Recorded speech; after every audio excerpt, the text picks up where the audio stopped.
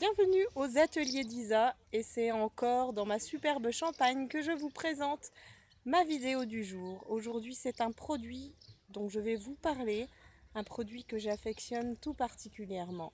Allez, c'est parti. Aujourd'hui je vais vous parler des blocs transparents.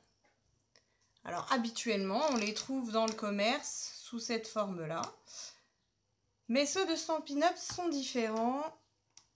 Ils sont un peu plus épais, les coins sont arrondis et vous avez ici un petit creux pour une meilleure prise en main. Donc ils existent dans différentes tailles. Vous avez 9 tailles différentes.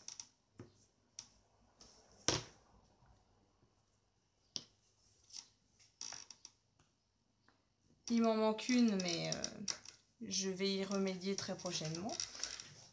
Pour pouvoir utiliser toutes les tailles de tampons. Donc le plus grand servira plutôt pour les arrière-plans comme celui-ci.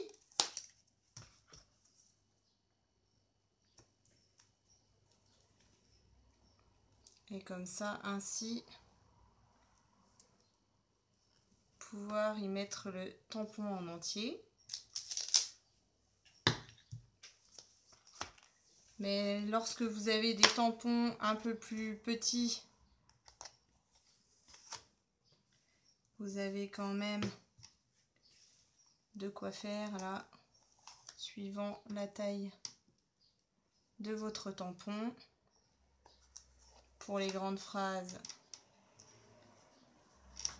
et également pour les plus petits, vous avez le tout petit, c'est bien plus facile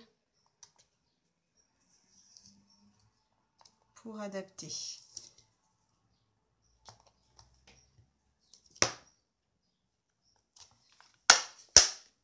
Vous me direz, c'est bien beau tout ça, mais ça prend de la place. Eh bien, Stampin' Up a pensé également au rangement.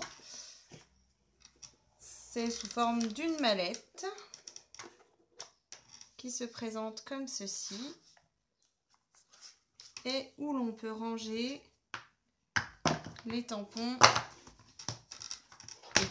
les blocs, pardon, dans chaque emplacement qui lui correspond.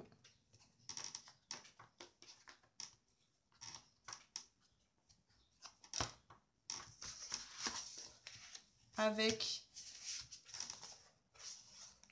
de la mousse pour pouvoir les protéger lorsqu'on le referme.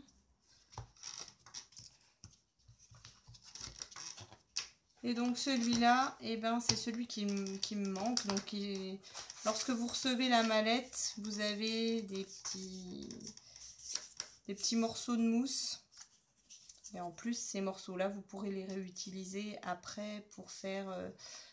quand vous percez un trou dans une feuille avec un pic ou autre, ça peut servir toujours la mousse. Gardez-la. Pour pouvoir les commander, eh bien, ils se trouvent dans le catalogue, page 163. Vous pouvez les acheter soit en lot, c'est-à-dire les 9 blocs, et vous bénéficierez d'une remise de 10%, ou alors vous pourrez les commander séparément. Les prix vont de 5 € à 21 € suivant la taille du bloc transparent. Pour les nettoyer, c'est pas compliqué, juste un petit chiffon humide et puis vous pourrez enlever toutes les traces éventuelles, comme par exemple sur celui-ci, j'ai un petit peu de traces ici. Avec un chiffon, de l'eau, à la limite vous pouvez même utiliser un petit peu de produit vaisselle, c'est pas abrasif et du coup il n'y aura pas de souci.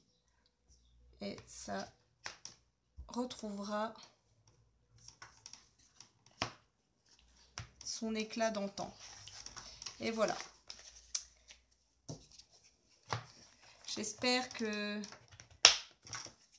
cette présentation vous aura été utile. En attendant de vous retrouver pour un nouveau tuto ou une autre présentation de produits, je vous souhaite une très belle journée et à bientôt.